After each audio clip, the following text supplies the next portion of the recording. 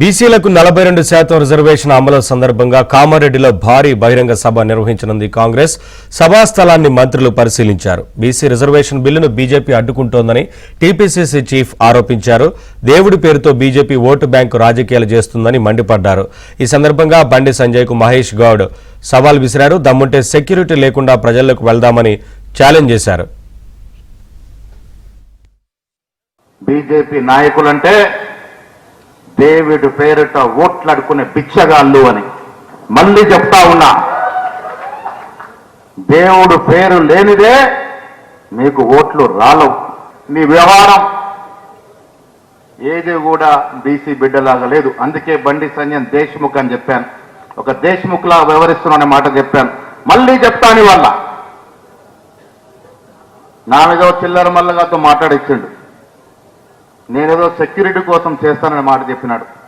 రా బండి సంజయ్, నేను సెక్యూరిటీ వదిలేస్తాను, నువ్వు వదిలేయి. రేపొంచి ఇద్దరం కూడా సెక్యూరిటీ లేకుండా గన్మెన్ లేకుండా తిరుగుదాం. రా బరాబర్ ప్రజలు తిరుగుదాం.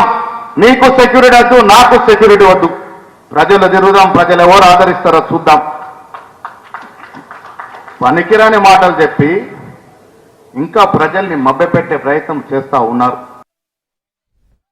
ప్రతిపక్షాలు ఎన్ని కుట్రలు చేసినా బీసీ రిజర్వేషన్లను కల్పిస్తున్నామన్నారు మంత్రి పొంగులేటి. బీసీలకు ఇచ్చిన మాటను కూడా ఈ ప్రభుత్వం చిత్తశుద్ధితో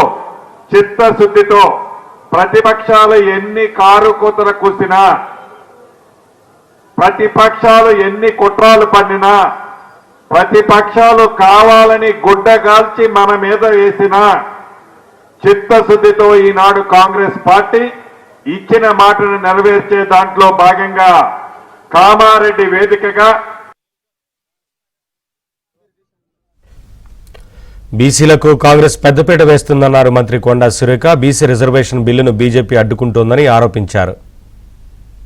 6% పైన బీసీలు ఉన్నారు, వాళ్ళందరికీ కూడా న్యాయం చేయాలి అని చెప్పి మొత్తం మనం రిపోర్ట్ కూడా సబ్మిట్ చేయడమే కాకుండా మేము కేబినెట్ లో ఆమోదించాము, బిల్లు రూపంలో తీసుకొచ్చాము, ఆర్డినెన్స్ రూపంలో తీసుకొచ్చాము.